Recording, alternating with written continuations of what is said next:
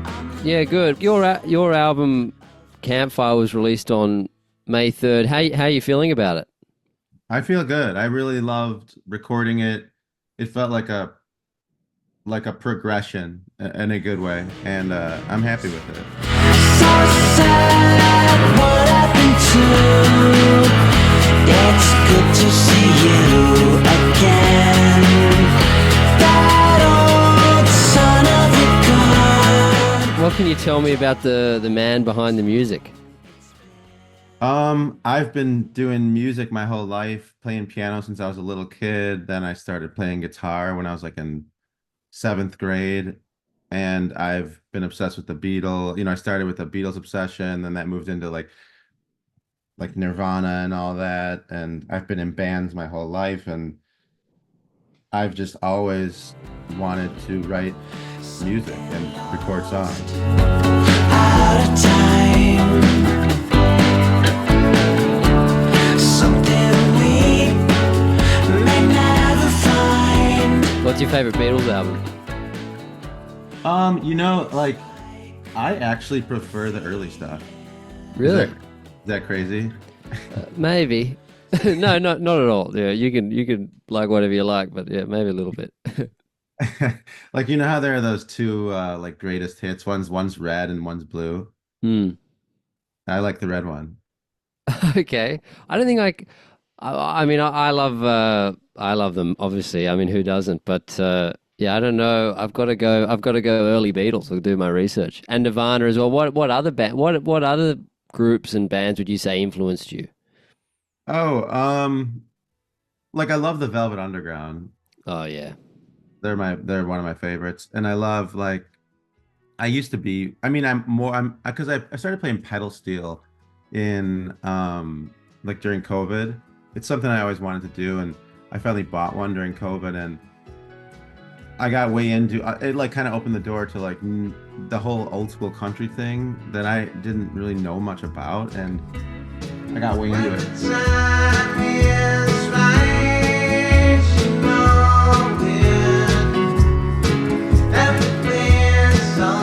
Actually, Campfire doesn't really have that much of that influence, but it's something that I was listening to at the time, like Hank Williams and stuff, even though that's lap steel. How would you describe your albums? Would you describe them as alt country? I know this is like a huge reference, but I kind of just think of them as like Beatles albums. They can borrow from whatever they want, and there's not necessarily a little box that it fits nicely into, but they are tied together by their love of songwriting. Up above the clouds in an airplane. Mm. Yeah. Oh, for sure. Yeah, like pedal steel can go alongside a mellotron, or I guess one thing they all kind of have in common is they're inspired by like the 60s and the 50s and 60s. Mm. Yeah. Yeah. I mean the Velvet Underground as well, obviously one of my I think I mean there's so much their influences. I mean I think they might be the most influential band. Definitely up there. There's a great song that I only heard recently from there. It's called Stephanie Says. Have you heard that? Oh, yeah. Sure, I know it. Yeah, definitely. Yeah. I love the Says songs, like Candy Says. But she's not afraid to die. The people all call her Alaska. Between worlds, so the Do you like Lou's solo stuff, like Transformer I like Lou Reed's solo stuff. I mean, Lou Reed's biggest problem was that he couldn't keep his thing together. Like he had a good thing going with that first band, but there was just so much drama. Mm. Then, I mean, but the third record's really good too, and that's like a sort of a different lineup. Is that with the Velvet Underground? Yeah, like I don't think John Cale was even in it anymore. What was that album? Was that the third album's just called The Velvet Underground. And the first one is the one with like the banana on it. linger on. Your pale blue eyes. speaking of singing, and can you take me through your recording setup and all that for Yeah. this So album?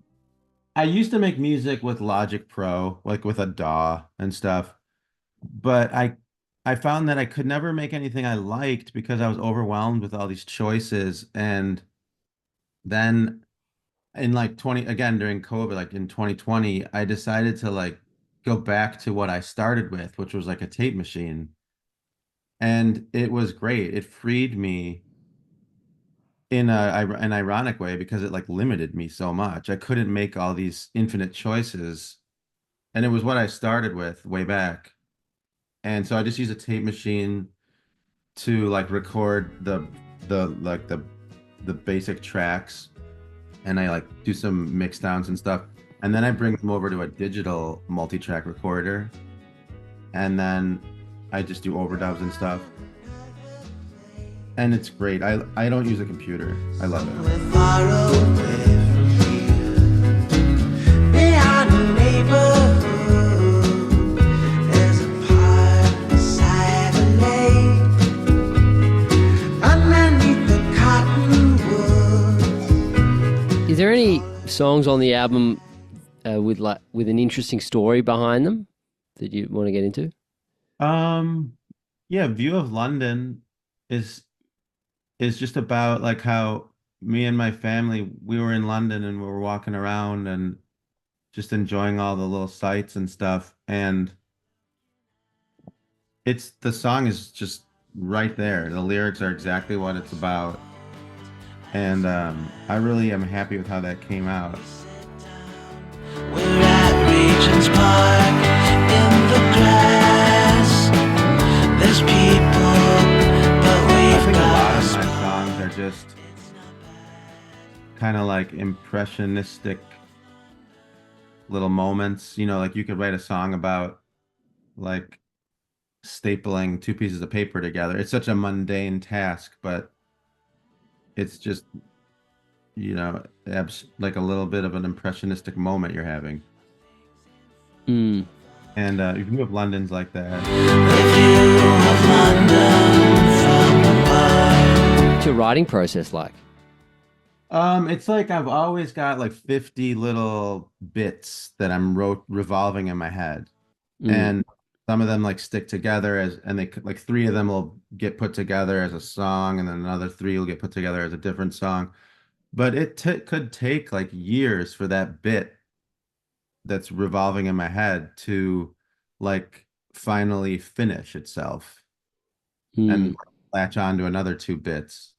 Sometimes it does happen, for me rarely, where it just comes totally finished, it's ready to go. There's Mm. just pops out. But for the most part, it's like a bunch of little nuggets that are revolving in my head. When you're trying to get them to revolve together into a song, do you try and force it, or do you just relax and let it come to you? And if it doesn't, it doesn't, and if it does, it does. You know. I'm conscious of that. I try not to force it, but like let's say I'm working on like 10 of these little things, these little ditties, these little melodies, or this little nugget of a lyric or something. I'm playing it constantly for like a week, 2 weeks, and then maybe it won't stick. So it'll just kind of go into the ether, and then like 3 months later, if oh, I remember that little thing, I'll play it again for a couple of weeks and see if anything happens. And it does eventually. Like sometimes the bits are like 10 years old. Walking in a dream, autumn by the lake, sitting down upon a bench. Do you force yourself to have time where your mind's completely Yeah. wandering, or do you just let it happen naturally? Or what's your process with that? I don't know. I've noticed myself change, in a maybe a bad way. Like I'm like addicted to I wouldn't say I'm addicted to, but I've noticed that I'm looking at reels more and more and not able to just stare at the wall if I'm in a lobby or something. And how you would have to do it before social media, where you just have to like I said, like stare at a wall and think about whatever you want to pass the 5 minutes while you're waiting in a lobby. But I am conscious of that stuff. I want to make sure that I'm not just like unable to sit and think because I have to look at some reel or whatever. Um, but I'm definitely aware of that. And I try to make sure that I am not completely sucked into that.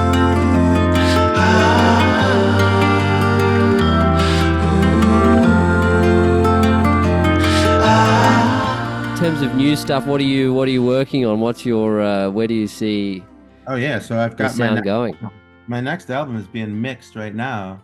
I'm Oh really wow, excited about it. It's a total continuation of Campfire, but I I bought a drum set and put a lot more drums in it, and I can't wait to put it out. And I'm thinking it'll come out in February of great.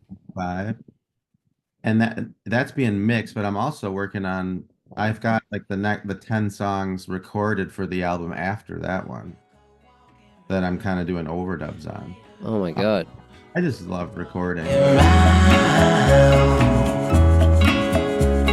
The wind in the tree. All your album covers are like paintings and drawings. Are they yours? No, some of them are my sons and my wife and son did the first one. My son just did the second one. The third one is again my son, and the fourth one, which is Campfire, is like a palette that my wife had going when she was working on a different thing. None of them are mine. I didn't. I mean, they're all my wife and son. Do they like give them to you to go, hey, daddy, hey, do you put it on the album, or do you see them and go, oh, that'd be so cool for the album cover? I see them and I think that would be cool. Yeah, They didn't awesome, have. Yeah. awesome. Well, thank Justin, thanks so much. I really appreciate it. Thanks, Hugh. Thanks for talking.